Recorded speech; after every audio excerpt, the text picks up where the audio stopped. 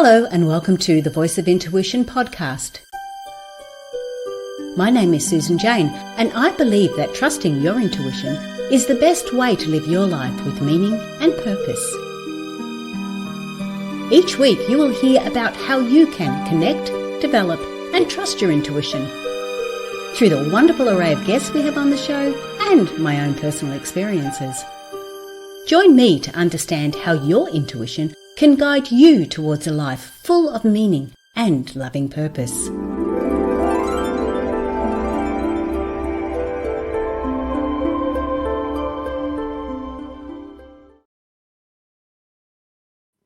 Hello and welcome to the Voice of Intuition. My name is Susan Jane and I'm your host for today. Now, today we have, in the past, we have talked about our powers, and these are the powers that we have, and these are the powers that we are going to need to use to go from the 3D realm to the 5D realm. Now, we've all talked about that and Aquarius and Pluto, but I have talked about the powers that we need to get there. Now, you'll find that back into another podcast, so have a look back at that one. The other thing, the first power that came to me was the scissor energy. Now, scissor energy was all about leveraging, as in the scissor lift. So it helps us leverage up through the stages. And the other aspect of it was the cutting aspect. Now, last week or last podcast, we talked about the cutting side of it, how to sever those ties that are holding you down. This week, we talk about restricting them, and we talk about restricting these ties or restricting this energy ties by using positive boundaries. And boundaries can often be quite challenging to put into place. How I have structured this podcast and the blog, you can read it on the blog too, how I've structured this is in a manner that is conducive to how we receive our intuitive messages. Now, I've done it this way because if you receive your intuitive messages in a physical manner, and that's your strongest way, then a stronger physical type boundary is probably better for you. If you are more on the emotional side of things, on the emotional scale, an emotional boundary is probably better for you. But with our intuitive natures, and you can get a quiz on my website, intuitivenature.com.au. There's a free quiz there so you can work out what your strongest intuitive nature is. And then when you get this understanding of your strongest intuitive nature, then you can get an understanding of what barrier or what boundary to put in first, okay? What is probably your strongest point at this moment. Now, in saying that, I have used a lot of the boundaries, and sometimes I've used a few of them at once, more than one, especially when there's a situation there that you're a little bit concerned about. But anyway, I'm going to go into that a little bit more. But the idea of the boundaries is more about sort of not having to actually cut those ties. Now, this is especially designed for people that you love, really. It's designed for family members that you have to put up with sometimes. It's designed for that sort of side of it. It's like, if you can imagine, you've got a great big tree and you've cut off some of those ties, or you've cut the tree down, you've got rid of some of those connections that you've had to you. Well, this one's more about still having the tree, but pruning it instead. Okay, so we just getting rid of some of those negative areas that we don't want and keeping that positive aspect. So really good for workmates, for work colleagues, like I said, for family, for ex-partners that you still have to deal with. You still have to meet for family weddings and different things like that, or meet because you're changing hands with the kids are having a stay over with somebody.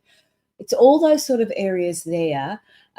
Especially, sometimes we have our children will have partners that we may not see eye to eye with, and it helps you then put those boundaries in place to help you with that sort of side to it, so you can still take on the positive aspects of them, but help control those negative ones, the ones that are sparking those little triggers in you. So in saying that, so you now know what's beneficial for you by putting in these boundaries. As an empath, I had a lot of problems with the emotional boundaries. I would be, especially in my ex-relationship, I would be emotionally manipulated quite often. Often happens when you've got an empath with a narcissist, and we do tend to attract each other when we're learning. Once we've learned, we usually are a lot better at that. But I would get emotionally manipulated quite quickly, quite easily, and it wasn't feeling right. So these are the sort of times where you go, hang on, I need to put a boundary in there, because I don't want to sever this tie. I don't want to just walk out. I want to create these boundaries. I experienced a lot of these 4 types. I'm putting these 4 types in. I experienced a lot of these in my relationship, and I worked my way through them. So again, what is beneficial for you now, you may change as you grow, or you may find that different people or different areas or different environments, you need to use different boundaries, okay? You need to use those different areas. Now, boundaries aren't to be confused with protection. Protection we will talk about in the next podcast. So that's quite a little bit different. So this is more about the boundaries, trying to put these boundaries in. So I'm going to go through the 4 boundaries to help you. I've got my little notes here. I'm going to go through the 4 boundaries to help you. Now, boundaries, they're not like walls. They're not like a particular barrier. They're not necessarily like, they can be flexible and they can be firm. So they can move and they can, you can twist, you can change boundaries. They're not so much as a physical aspect of something there to stop you. It's more about this spiritual aspect where we've got this ability to adjust them and move them. Now, the thing is with boundaries, we can let some people go through boundaries. I know in my situation now, I'm in a relationship. I've been in a relationship with my partner for quite a number of years. Now, he's got 3 kids. I've got 3 kids. And it's really strange because when I have my kids visiting, I'm fine with that. When his kids are visiting, I sometimes struggle with that. I can handle, stuff for a little while, but then I need my space. And same with my kids. I enjoy them being there, but then I need my space as well. Something that's really important to me is having my space. So boundaries there can be slightly different. I can handle a bit more time maybe with my children than with his children. His children have been raised. Nothing wrong with his children. They're great. They're really lovely young adults. But it's all about that understanding of how they have been raised and how I've raised mine and how different it is. So these boundaries aren't set in stone. They're not in concrete. They're not fixed. They can be moved. They can be flexible. They can be changed. They can be adjusted. But they also can be crossed, and you will feel that when they're crossed, okay? So where you may have a brick wall, which is, a brick wide and so tall, with a boundary, it could be a couple of kilometers wide or a couple of miles wide, and we can be flexing in that boundary somewhere. And then it's like, okay, no, you've gone too far and you've just stepped over it. So there's those areas there. Sometimes when you're in a group situation where you're having jokes, that there's jokes there, and people are telling jokes and laughing and enjoying that banter. But somebody may say something that just takes it a little bit too far. And it's like, oh, you've crossed that boundary. And that's where we have a look at it. So with jokes, I can take a lot of jokes. There's a lot of jokes about women. I mean, it's quite funny to watch some of them. Then there's other ones that are quite derogatory, and it's not nice to watch them. So it is a lot about how that boundary is for you, and it's not the same for everybody. So just be mindful of that. And again, they're very, very flexible, so we can adjust them to suit us. So the first boundary I want to talk about is more of the physical type boundaries. Now, I'm saying a physical boundary, but it's more for those people that receive their intuitive messages in a physical manner, okay? And remember, we are all intuitive, okay? We've all got the ability to be intuitive as part of human nature. And that's why I call it our intuitive natures. All right. So this is more for those who like that physical aspect of that, receiving those images or the messages, intuitive messages physically. One of the things I sort of go, well, we just don't go there. If it's a physical aspect and you're having trouble, it could be a place where you just don't go there. Okay, you just don't go there. There was my example was in a physical type barrier, not that it was a barrier, but a physical type boundary, I should say. Was if I knew where my ex-husband was likely to be, I wouldn't go there. You know, if I didn't have to go there, I wouldn't go there. So there was things that he did in a regular basis, you know, and I had the opportunity to go there if I wanted to or not go there. And if I could do it another way, I would do it another way. So those were sort of, that's a type of physical boundary where I kept myself physically away from that aspect. Another type of physical boundary is things like a piece of jewelry or a piece of jewelry. Say you're wearing a bracelet or a necklace or something. That can be classed as a physical boundary. And one of those areas that you look at and you go, oh, okay, I've got to remember not to do that, or I've got to put that boundary up. And it's a physical reminder to check your mindset. It's a physical reminder to check your emotion. So it's that physical aspect. And you can see by having something like that, you can see how you can use a couple of different boundaries to help you through the day. A physical boundary could be a stopwatch, a timer. Okay, that's enough. Had enough time. Time's out. One of those sort of areas when I start doing readings, when I start doing my life coaching or the counselling, I have to have some sort of a timer there. When I'm doing readings down at Coolangatta, down at the store, I have to have somebody there timing me because I lose track of time and I need to have that physical boundary. I need to have that physical reminder that that's the time. You know, people may want to go, people may want to stay, but that's the time frame. It gives me that understanding. So it's a real physical boundary for me. I'm going to get over the barrier word. Physical boundary for me. And again, I could have the bell ring and I can still talk if I want to. I can still keep going because that boundary is flexible and I can stop when I feel it's time to stop. So we can put these visual anchors for restriction or these physical boundaries in to help us go, you know, okay, that's enough of that. I've done that. I'm there, you know. Another example for me was, no, that's probably my example. My main example was with my ex-husband, not going to any places that I knew that he would be at that particular time. And that was during the early parts of the relationship breakup. Like there was times there when, excuse me, when I needed to be there, like a family gathering, when we were all there. And so I would set different boundaries. Actually, I'd set more protection up than boundaries. So yeah, that was in the early stages of the relationship breakdown. It's because I just could not go there. I knew I could be easily manipulated, so I couldn't go there. And that was my safe space, and that was my physical boundary. Oh, the other thing I do too is I keep a crystal.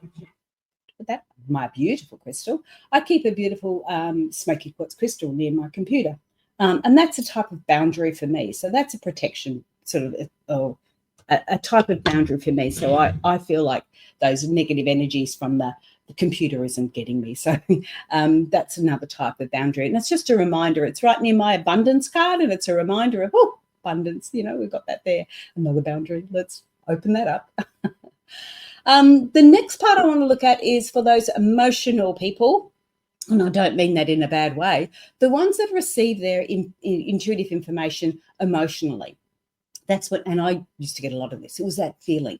You get that feeling. You walk into a room and you go, oh, something's going on here. That's getting that emotional aspect of those intuitive messages. Now, we can receive intuitive messages all three ways: physical, emotional, mental, and spiritually. We can get them all three ways, all four ways. But we often have a stronger one.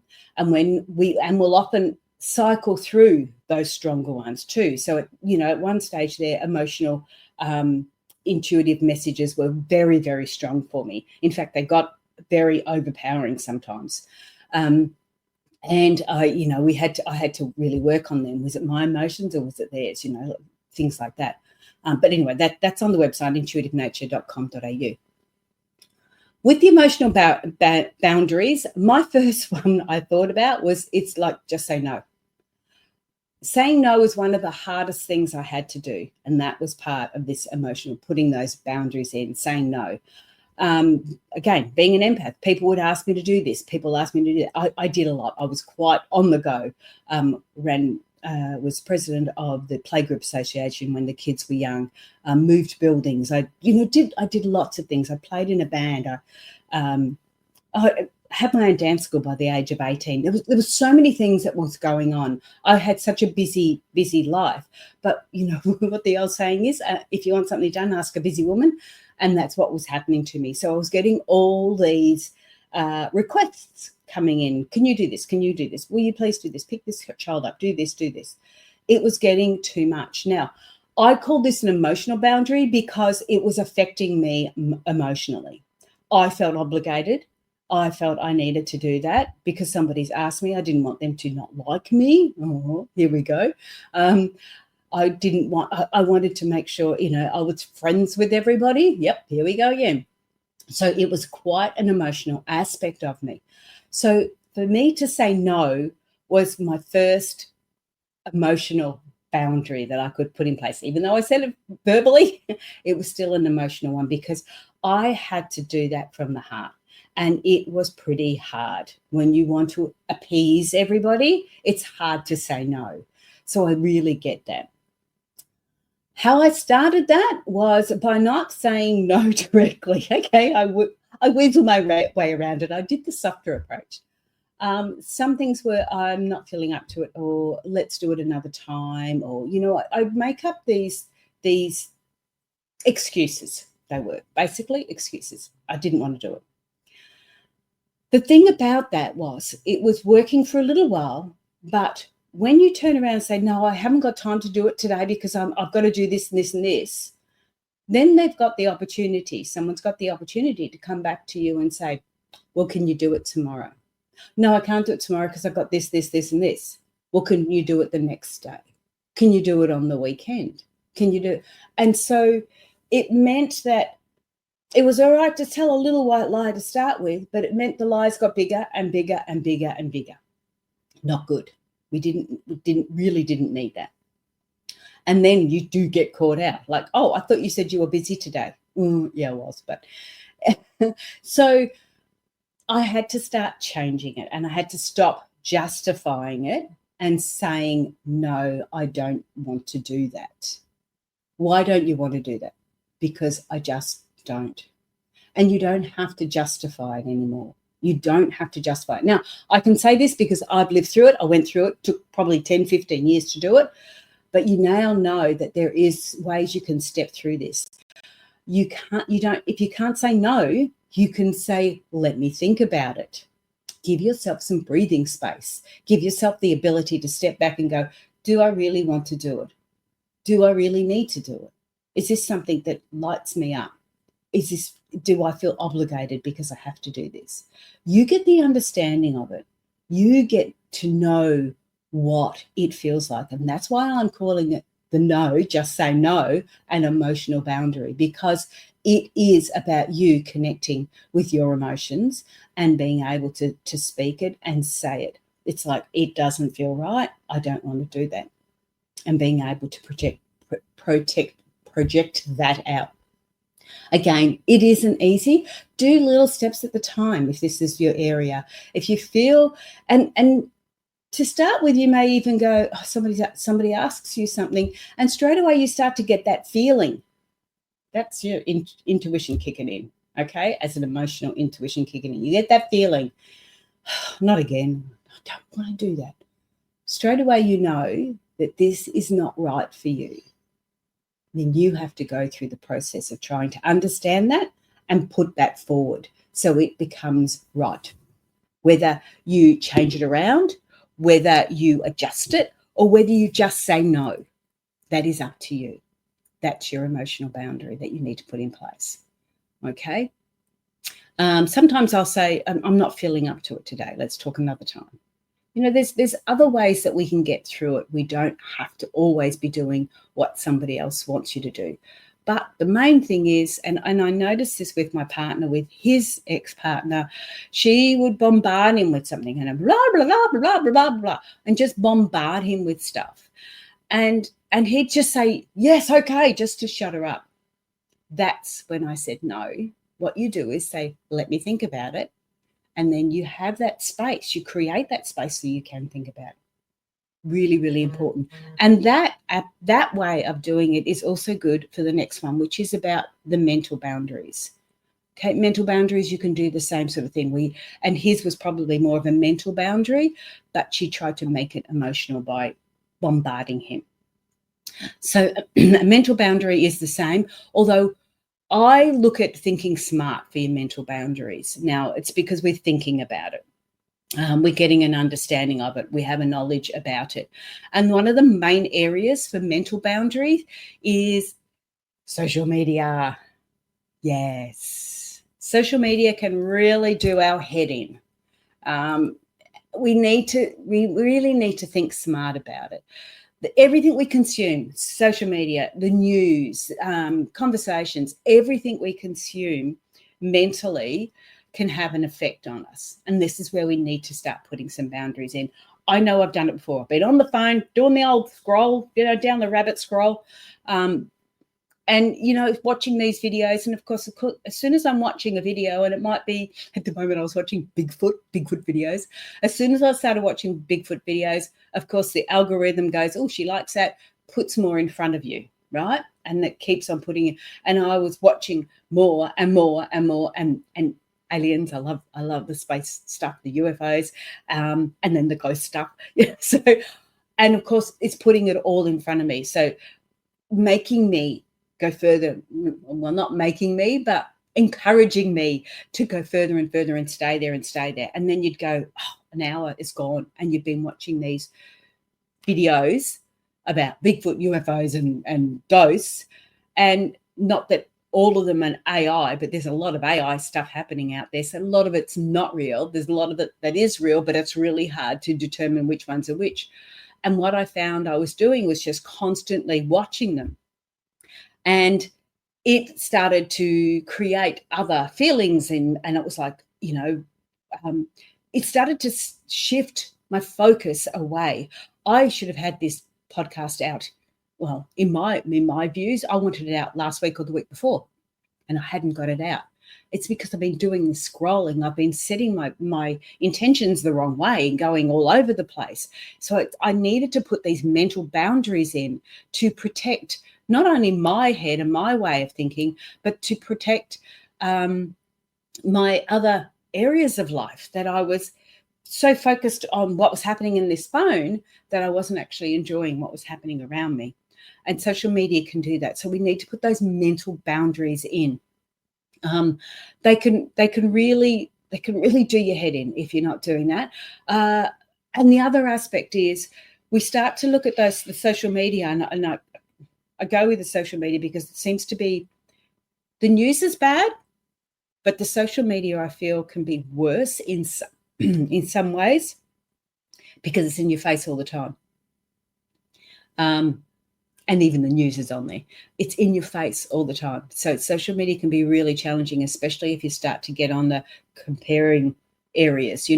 I've been on some groups in the social media, and they'll ask for a psychic, who's the best psychic? And I just sit there and watch all these other names come up, and I start to compare myself with them. And it's like, I'm not really a psychic. I'm an intuitive, but I'm not one of these people who can put myself out there. Yes, I can talk on a podcast because I'm basically looking at myself in the video. So I can do it on a podcast, but, to put my name out there on a social media group, I start to compare and contrast, and it's like, oh, no. And then I start getting down. It's stopping that way. Stop that scrolling, stop that. And it's not just about stopping the scroll. Start to look at some of the stuff that's more positive.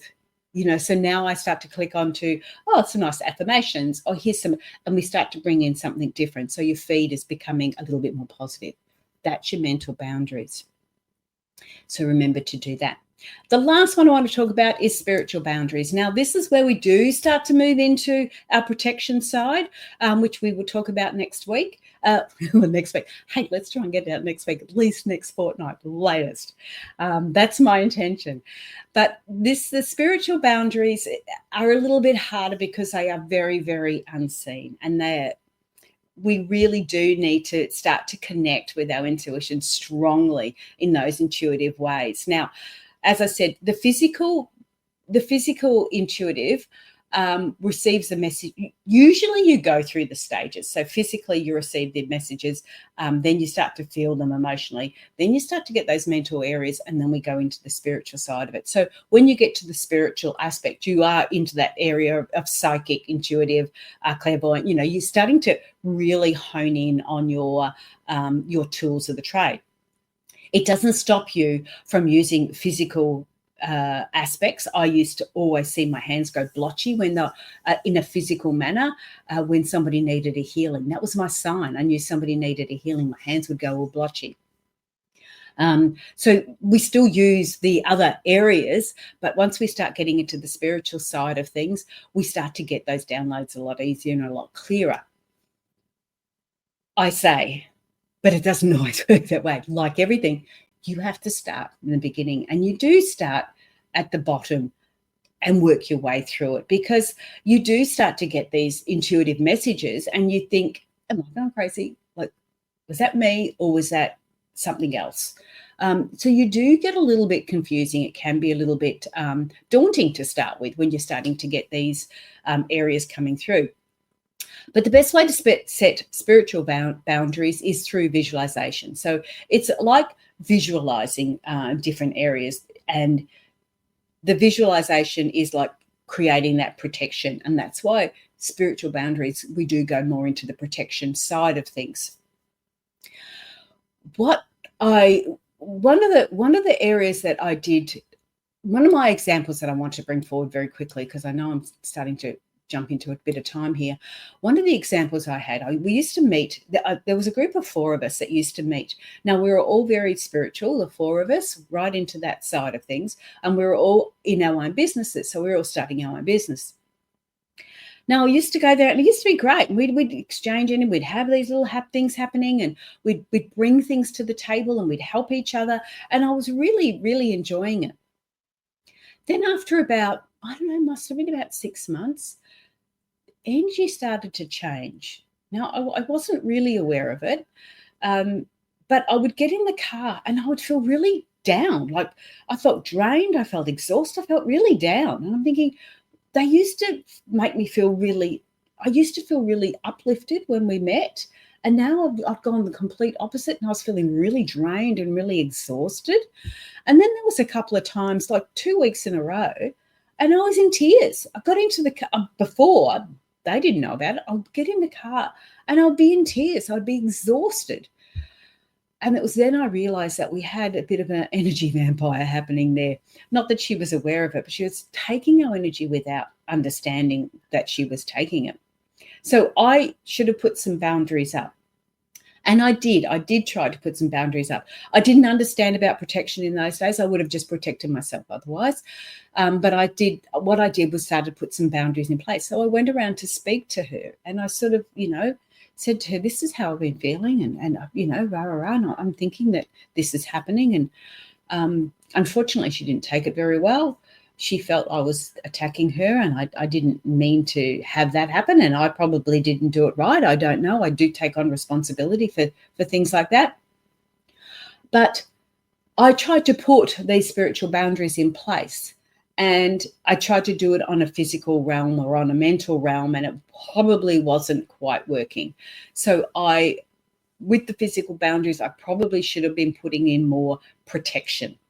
Now, the difference between protection and the boundaries, I would say boundaries now are more like visualizing the house in white light, or smudging. We do the smudging. We start to do those areas there. So it could be of a physical nature, it could be of a mental nature or an emotional nature, but we're creating these boundaries for ourselves and for our families in that spiritual realm. So sometimes the golden line, or, if you're feeling a little bit unsure, putting white light into it, put white light into an area.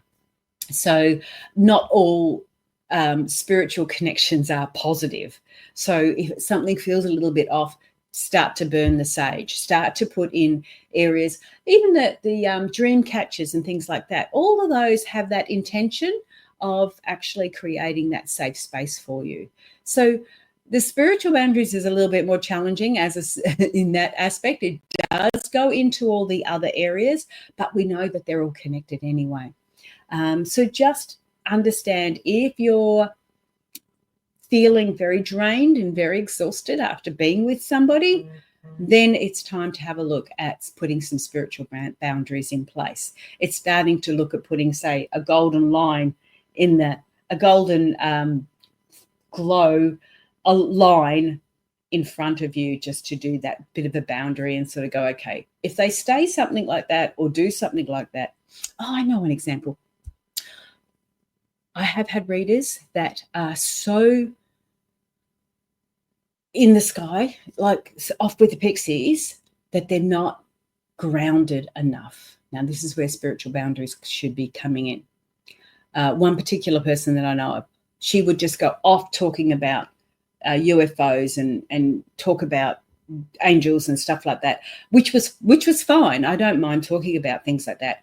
But the stuff that she was saying was so unrealistic and so generic and hard to achieve that it wasn't grounded enough. And that's where you put your spiritual boundaries in. If somebody's turned around and said to you, oh, you just need to be, you just need to be more full of love and just send love. It's like, it needs to be a little bit more grounded in that, because if you're being attacked or if you're being abused or anything like that, you can't just send love. You've got to be a little bit more grounded and really get into that understanding of it. So people that are getting a little bit airy-fairy, that is where you sort of go, hang on. We need to ground that. That's the boundary we need to put in place. Ground that and get an understanding of it.